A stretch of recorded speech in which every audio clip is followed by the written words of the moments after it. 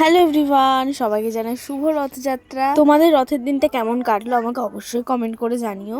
আমার তো রথের দিনটা পুরোপুরি ল্যাদ খেয়ে কেটেছিল। কোনো ইচ্ছেই ছিল না বিকেলে বেরোনোর, সবাই জোর করাতে বেরিয়েছিলাম। তাও আমরা যখন বেরিয়েছি তখন বাজে প্রায় 8:30 9টা রাত। আর ওই টাইমেও গিয়ে দেখছি রথ তখনও ছাড়েইনি। তো আমরা বিশেষ কিছু ওখানে দেখতে পাইনি, এই কীর্তন দলটা দেখতে পেয়েছিলাম আর ওই কয়েকটা জিনিসই দেখতে পেয়েছিলাম। আর এইদিকে এত যে ভিড়, মানে দাঁড়ানোর কোনো জায়গায় ছিল না। অনেক কষ্টে একটা ফাঁকা জায়গা খুঁজে আমরা দাঁড়িয়েছিলাম। আর অনেকক্ষণ দাঁড়ানোর পর এই যে রথের দেখাও আমরা পেয়ে গেলাম। তোমরাও দেখে নাও রথটা কত সুন্দর হয়েছে না।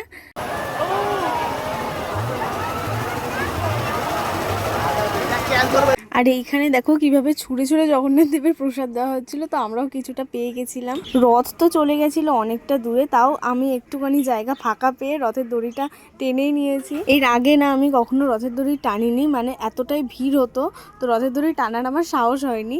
তো এবারে ফাঁকা পেয়ে আমি এবারে রথের দড়ি টেনেছি।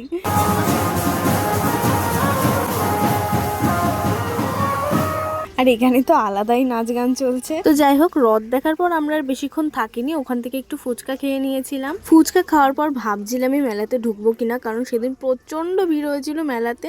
মেলার কথায় পরে আসছি, আগে এই রাস্তাটা তোমরা দেখো। আগে ডেলি এই রাস্তা থেকে আমি স্কুলে যেতাম। খুব মনে পড়ছে রাস্তাটায় যখন আসলাম, সাইকেল নিয়ে হোক, সাইকেল করে বন্ধুদের সঙ্গে বা নিজেও কখনো কখনো হেঁটে হেঁটে আসতাম এই রাস্তা থেকেই।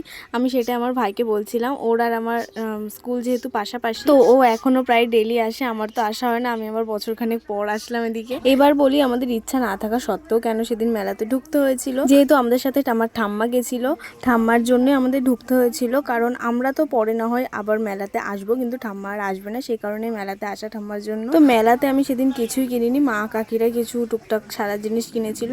তো মেলা থেকে বেরিয়ে তারপর আইসক্রিম খেতে খেতে বাড়ি এসেছি। যাওয়ার সময় রাস্তাটা তো তোমরা দেখেইছিলে, কতটা ভিড়, পা রাখার জায়গা ছিল না। আর আসার সময় পুরোটাই ফাঁকা। আর আমার মুখটা এরকম ভেটকে ছিল, তার কারণ হলো সেদিন আমরা কিছুই খাওয়া দাওয়া করতে পারিনি বাইরে, কারণ সেদিন আমাদের পুরোটাই ভেজ ছিল।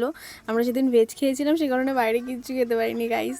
তো তারপরে এই জিলাপি নিয়ে বাড়ি আসতে হয়েছে আর কি। তো চলো, তোমাদের সঙ্গে আবার নেক্সট ব্লগে দেখা হচ্ছে। এই ব্লগটা ভালো লাগলে একটা লাইক করে দেবে। তো চলো, আজকের জন্য টাটা।